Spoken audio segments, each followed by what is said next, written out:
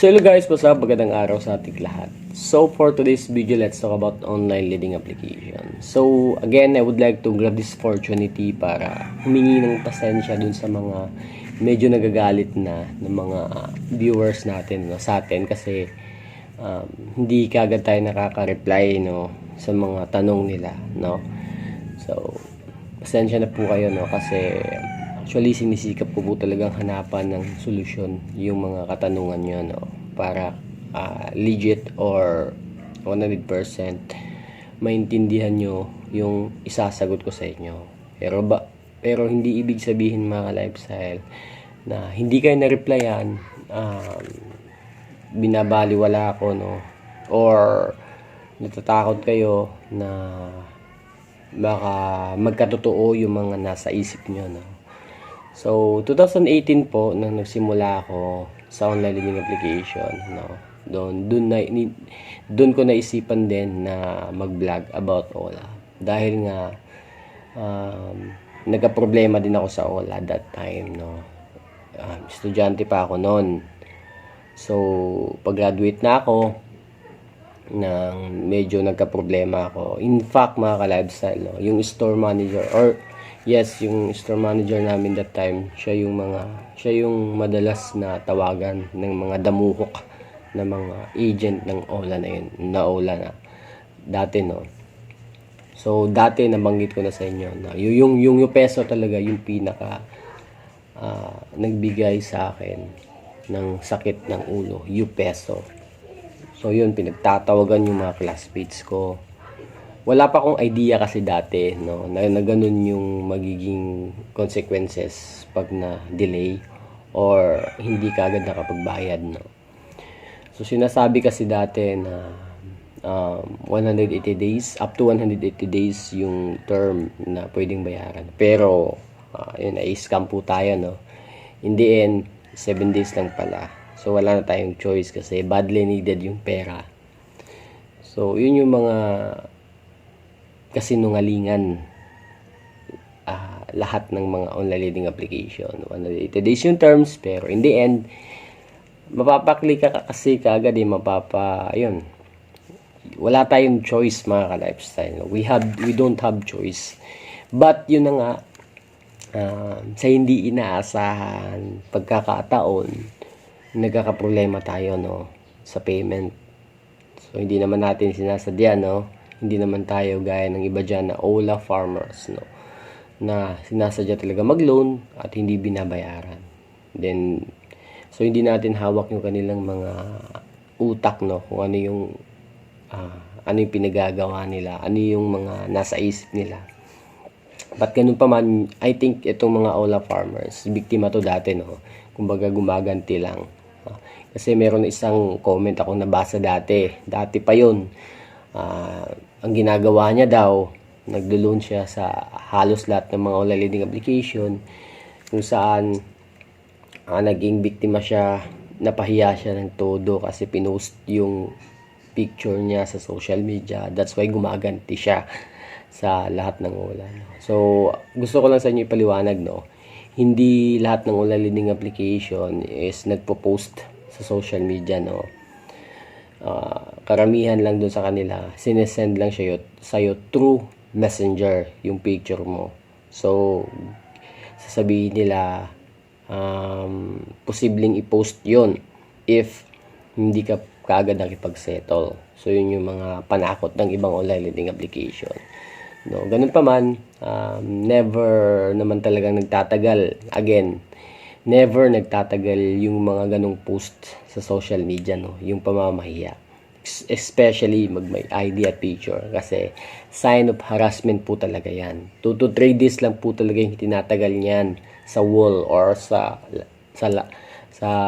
timeline ng mga Facebook ng mga agent, no.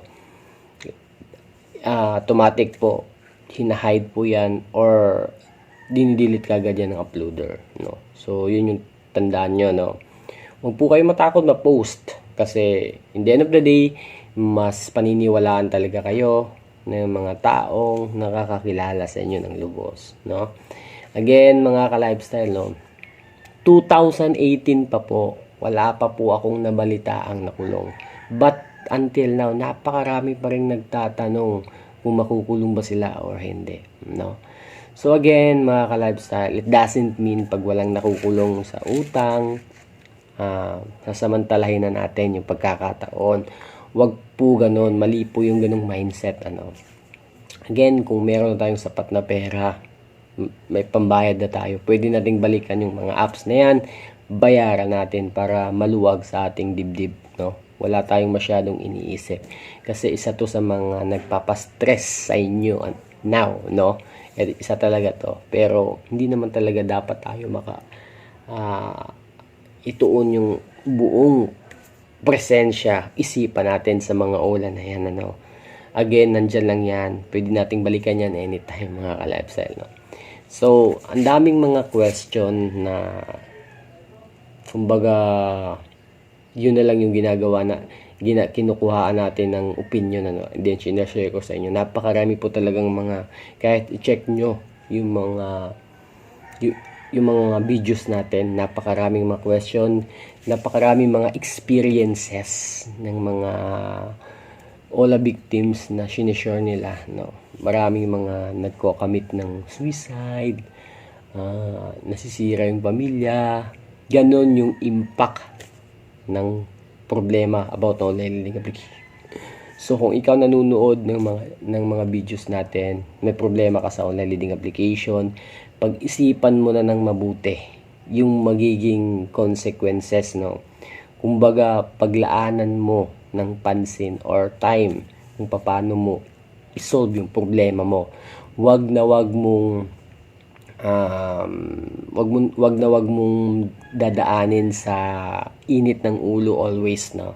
Maging mahinahon ka lang para hindi magka-problema sa pamilya mo, sa trabaho mo. Kasi unang-una, no, pag na-stress tayo, syempre yung maapektuhan talaga ng husto is yung mga taong nakapalibot sa atin. Yun talaga yung magiging problema, no, in the future pag nagka-problema tayo sa OLA. But then, mga ka-lifestyle, napakarami na pong mga ways, napakarami na pong mga solutions na nagsilabasan, no, na kung paano i-handle talaga yung stress dala ng OLA.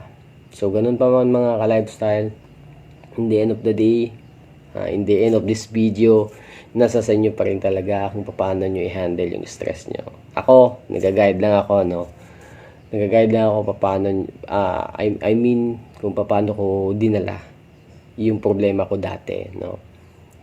So again, mga ka-lifestyle, no, this is not the end of the world, no. Pag nagka-problema kayo sa OLA, huwag kayong masyadong mataranta kasi hindi po talaga kayo nag-iisa sa laban na yan, ano. Napakarami pong biktima ng online lending application na hindi gaanong kumbaga hindi ka gaanong exposed sa mga social media, hindi alam na meron ganitong mga tips, solution, no, na hindi natin alam kung ano yung pinagagawa nila.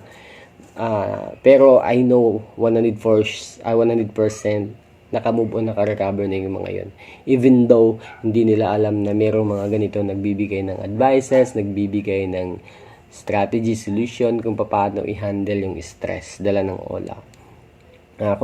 Huwag kayong manood, I mean, huwag nyo nang dagdagan yung problema nyo, no? Huwag kayong manood ng mga vlog na nagpo-promote todo 100% pinopromote talaga yung mga, kasi mapapaklik po talaga kayo, sasabihin na 0 interest rate, first loan, no, up to 15,000 pataas yung first loan.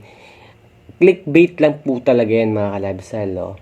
In the end, makakalun lang kayo ng 1,000, 2,000, ano. Wala pa pong mga online lending application ang nagbigay ng exact amount na sinasabi na ina-ads nila. Wala pa po, no, wala. Kumbaga clickbait po talaga yung halos lahat ng mga online lending application, no. Isa pa tong si Mabilis Cash, mga ka-lifestyle, no. Meron ako 3 comment na nabasa regarding sa OLA na to, no.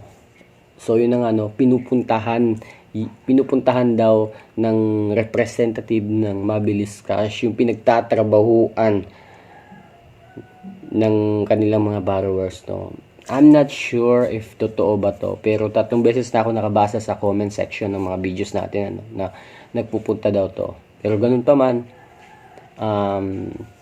kung isa ka sa mapuntahan ng OLA na to, huwag kayong matakot, huwag kayong mataranta, no.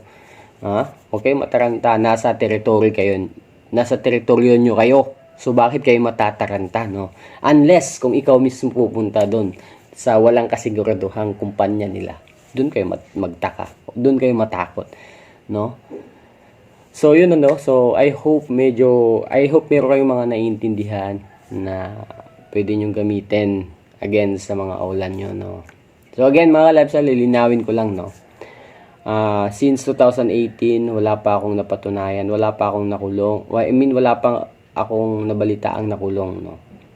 I'm not sure kung what exact date ay nagsimula lahat ng online lending application. But ako 2018 talaga, no. During that time, pag-graduate na ako that time, no. So kumapit tayo sa ilang mga OLA.